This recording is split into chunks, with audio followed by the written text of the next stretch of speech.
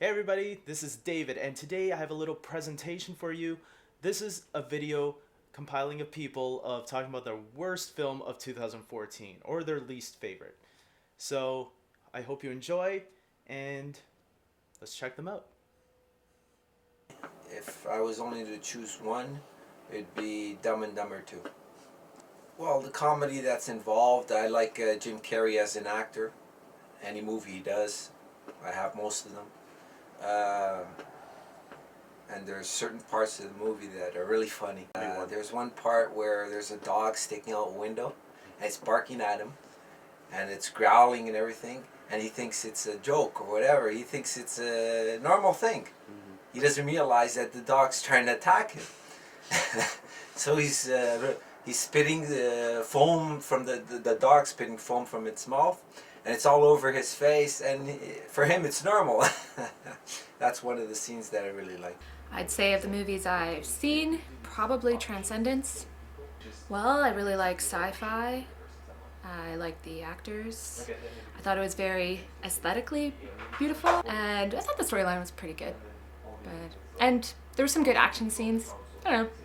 Well, Captain America was good. The story behind it was good, well thought out. Good little message in there about global control. That was okay, and the effects, everything was good about it. It was The Fault in Our Stars. It was based on the novel written by John Green.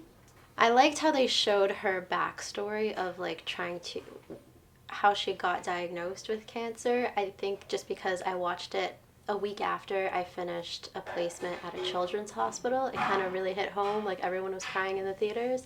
But I also really liked how I've been watching John Green on YouTube since like 2009, so it was really nice to go and support him and go see a movie based on a book that was actually really true to the story. X-Men Days of Future Past. I would have to say X-Men Days of Future Past. Well, first of all, it resets the X-Men movie franchise. You know, it goes again, it acknowledges the movies previously, but it resets it and lets them start new again without having to do some conflicting plot twists or anything like that. Oh, how they made both casts come together and really work together. It was awesome seeing them. You know, it was like something you started with X-Men and then you see First Class and you're like, oh, this would be perfect if they had them together. And they did. And they actually worked all the characters really well. So it was nice. My favorite movie of 2014 was this movie right here, right now. This is my favorite movie because I am in it. But if I would pick an answer, it would be The Guardians of the Galaxy. I have to say Guardians of the Galaxy. Yeah. I'm gonna go with Guardians of the Galaxy because X-Men was a bit of foreseen, especially Bryan Singer taking back the director's chair on that one. So Guardians of the Galaxy was kind of the underdog in a way. For me, Guardians of the Galaxy was the best movie of 2014 because honestly it was surprising. I wasn't expecting much about it. I don't know much about the comic. I didn't know anything about the storyline. I came into it thinking it would just be mediocre at best. I didn't think it was going to be as good as it did.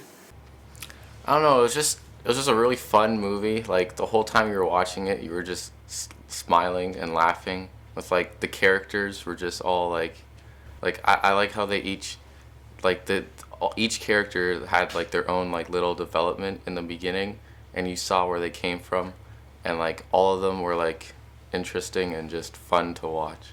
Well, I think the part of the film where they take characters that no one really cares about, no one really knows about, and then just makes them all unify into a great team and really no one has ever experienced these characters before, and then just to see them all up screen and have their individual personalities, and it was funny, it was good for adults and kids too.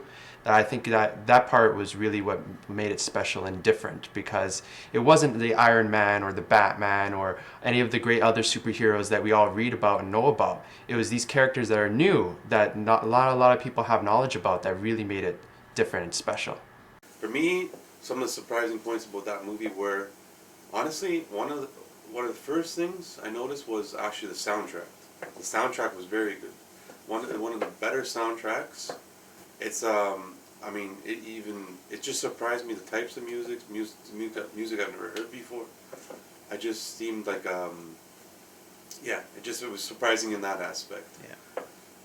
I never read any of the comics. I'm a little interested now because of the movie, and I think that's also why.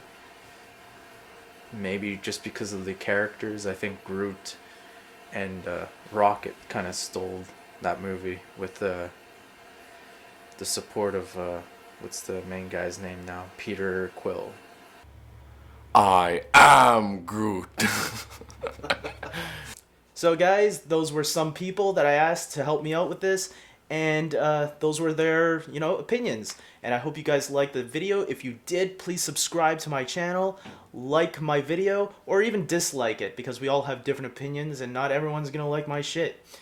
And with that being said, I hope you tune in next time, and yeah, there'll be more videos along the way all this year. Thanks.